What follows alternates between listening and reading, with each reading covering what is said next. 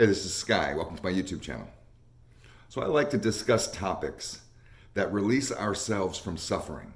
Topics that will identify areas that may be weaknesses, stuff that's really bringing us down, hash that shit out and to really try and move past it so we can live more productive, stronger lives. Building mental strength is where it's at. A place of mental weakness which really bothers me, which seems to flourish nowadays, is this tribal mentality of us versus them. A lot of people are wrapped up in this shit right now. Us versus them. It's a filter, and it's a way of looking at the world and looking at others. And it may start off rather innocently, where people are just trying to protect themselves. But it ends up to be really insidious, really vicious, just creates divisions. It's this filter that you look through and everything can kind of fit the puzzle. Every little thing you see goes through that filter and just reinforces these negative beliefs that you may have about somebody else or some other culture, about somebody's political ideology, religious ideology. There's all kinds of us versus thems out there. Some people play multiple us versus thems. They have their side of town. The west side's better than the east side. And, you know, in some areas they don't really have that, so you don't understand that. But I've lived in areas of California where that is ingrained into people's belief systems. You go to Santa Cruz, California, and they used to have and that's a wealthy surfer town. It's not South Central. It's not gangland. I mean, they have gangs there. But it's a rich surfer college town. And they have this west side versus east side rivalry. And there's people on the west side that truly believe that people on the east side are different. It's a different culture over there. And it's not so much race. There's Mexicans on both sides of town. There's blacks on both sides of town. There's whites on both sides of town. But everybody's playing this west side, east side bullshit. As an outsider, when I first moved there, I didn't even really get it. It's a small town. You guys all look the same and act the same to me. You're all just a bunch of fucking surfer hippie fucks. I don't really get it. I'm not getting the west side, east side bullshit, but that exists. It exists in bigger cities. When I was living in Washington, D.C., they have the city broken into quadrants. Northwest, northeast, southwest, southeast. That's the whole city. People from Northwest look at everybody else as being kind of an underclass, particularly people from Southeast. DC is a small city. From the outside point of view, you guys are all the same. You want to create little weird divisions for yourself within this little box that you live in. All it does is isolate you, and it does. And people on the northwestern corner of the city, they stay in Northwest for the most part. They're not trying to go down to Northeast or Southeast. That's off limits to them. I know people that have lived in that city, because I have family there, that have lived there for 100 years. Literally 100 years or more. Been in Washington, D.C. for generations. They've never once ever been to the other side of town. In a small city. It's not the size of Los Angeles or Chicago. D.C.'s tiny. It's a little town. It's like the size of Orlando. It's not a big city with not that many people there. They don't have tens of millions of people in D.C. And yet you have people that have lived there for their entire lives and they've never been to the other side of town because of this us versus them mentality. That's where they live. We don't go there. You really see this a lot in politics. And it's frustrating because there's so many similarities that we may have with our fellow man, with our neighbor. But we identify one or two differences and then use that as the wall that divides us, like liberal versus conservative. Both people have similar values. You can say, well, how's that possible? And you might think, well, liberals are the scum of the earth. And somebody who's liberal might be watching this and thinking, well, conservatives are everything that's wrong with this country. But you both put your pants on one leg at a time. You both eat breakfast, lunch, and dinner. You both have to go to the bathroom. I could start naming similarities, and all you're going to do is roll your eyes. I could name similarities and go for 2 hours on that, and all you would do is roll your eyes because of that one difference of who you voted for.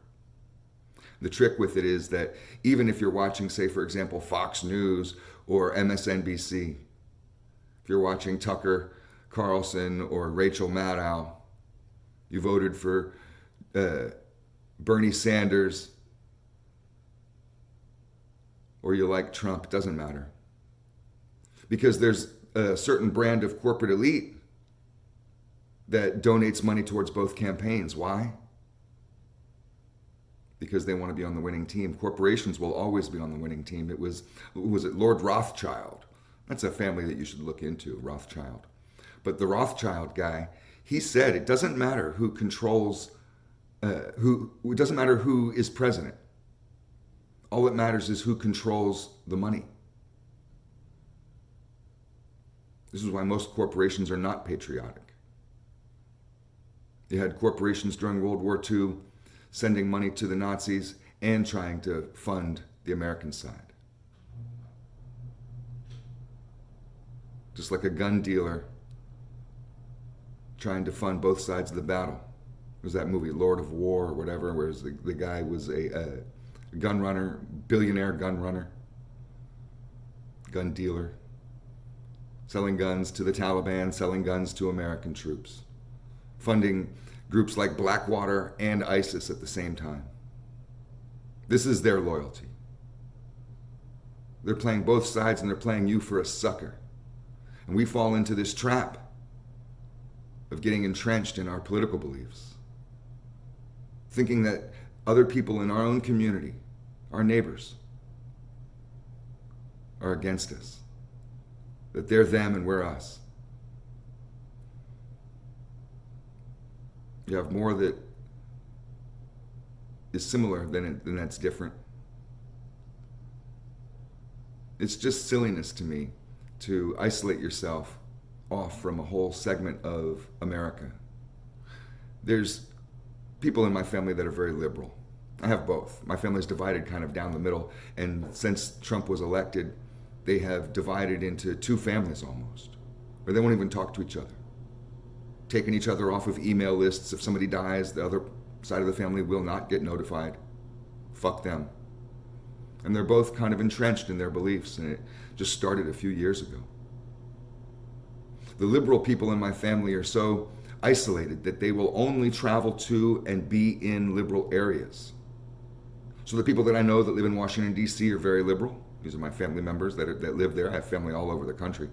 But the family that I have that live in Washington, D.C. will not go to West Virginia. They won't go there.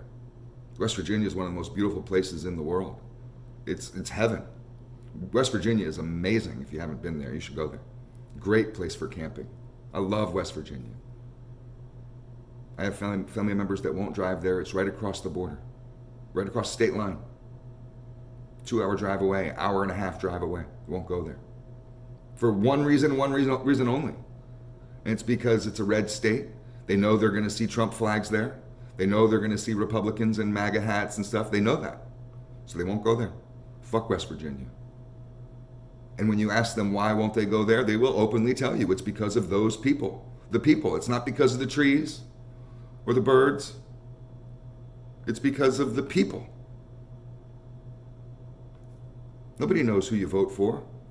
It's not tattooed on you. If you go into a diner somewhere, nobody's going to know who you are, what you voted for, but just the fact that they know that they're in a Republican area. It's like gang turf, Crips and Bloods. I used to see this stuff out in the streets, and I never hung out with black gangs.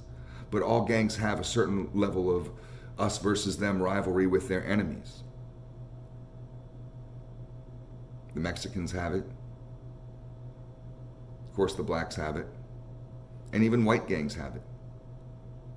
It's funny because, like when I noticed this with the motorcycle gangs, motorcycle clubs, a lot of motorcycle gang dudes don't like to be called motorcycle gangs. Even though that they have the RICO Act against them and they're dealing drugs and holding down turf and doing everything that gangs do, they don't like the word gang. So we'll call them clubs. But you have the Hells Angels versus the Mongols, the Hells Angels versus everybody else, basically, and they've had these rivalries that have gone on for 60 years, more than my entire life. You take their little jackets off, their little costumes off that they wear, they like to identify themselves with. And they look the same, literally. A bunch of fat old men, bearded old men, missing teeth, low education, horrible diets, barely ever work out, usually live in trailers in rural areas, and they ride the same motorcycles. I could go on and on and on with cultural similarities between the two groups, between an outlaw and a Hells Angel. The only thing different is the jacket that they wear, the little costumes that they put on. Just like with the Crips and Bloods. You take off that red and that blue and they're the same. You can't tell any difference. How would you know? They can't even tell each other apart. But yet, my dad, who was a Hells Angel, used to try to indoctrinate me against any of the black and white clubs, pagans, Mongols, outlaws, against any of the enemies, and tell me that they were Satan worshipers, that they were evil, that they were this, they were that, tell me all kinds. He would go on for hours about this shit. It was his favorite topic. I would just laugh. I was like, you guys are all the same, man. You both love motorcycles. Imagine if you all came together. He can't even conceive of it. How dare you even say that? Don't ever say that again. Imagine if you all came together. Imagine if every Crip and every Blood dropped their stupid costume and their bullshit turf they don't even own, streets they don't even own. They don't even own the houses, they rent apartments. They don't even own anything. They're fighting and dying for this shit. Fighting over corners of prison yards and neighborhoods. Imagine if they all came together, how powerful they would be. Us versus them is a trick. It's a trick played upon us to keep us divided, divide and conquer. As long as we fight each other, we'll never be able to focus on the real issues. Imagine if every biker club became friendly. If the Hells Angels and the Mongols didn't just have a tentative truce, but came together as one. That's anybody in the biker world is sitting there stewing, stomping around their apartment, ready to turn the video off, saying, fuck that shit, fuck those motherfuckers. Imagine if they came together. It is a conspiracy. In prison, when somebody is too influential, if there's an inmate or a group that becomes too influential and starts to bring people together, it's happened before. And if they try to influence too many inmates and bring people together, unify the inmates, the power structure of that prison will do anything they can to roll that motherfucker up, get him off that yard, and put him as far away as possible. Put him in a box, put him in solitary confinement for the rest of his life. Bury that motherfucker underground. They need you to be divided. It's easier to patrol and to police force and to control a population when they're divided. Imagine if we gave up all of racism and came together as one. Imagine if we gave up all of our bullshit, petty beliefs and all came together just as Americans and unified. The government would be shaking in its boots. The media would be shaking in its fucking boots. They control us through this division. The way to release yourself from this delusion is to identify the similarities and to revel in the similarities rather than to be afraid of or angry at the differences. The differences are always going to be there in different cultures, different belief systems. But not everybody has to be like you. That's what individuality is. We clutch to this notion of individuality and then want to isolate ourselves in these little homogenous tribal groups And anybody who's any different can get the fuck out. You must be one of them. You learn more when you see other cultures for what they are. That's why it's great to travel and be a tourist. Don't try to fit in. Go and be a tourist. And just see other cultures for how they are all over the world. I've done this. I've traveled the world a couple times. Been through Africa, through Europe. I've been all over. And you really start to see the similarities of humanity. We have such minor differences. So they dress differently. They have a different God. They have slightly different politics. They have different food. It's 4 or 5 differences. But everybody wants their kids to be safe. Everybody wants to grow up healthy. They want to have interactions with their families. Everybody wants love. Everybody wants a roof over their head. Everybody wants a means of survival and a source of happiness. And I could go on and on with the similarities. And you realize this when you travel. You start to see similarities. That's why it's such an educational process. Break beyond the brainwashing. Burst that bubble. Get rid of that us versus them bullshit. Thanks for watching.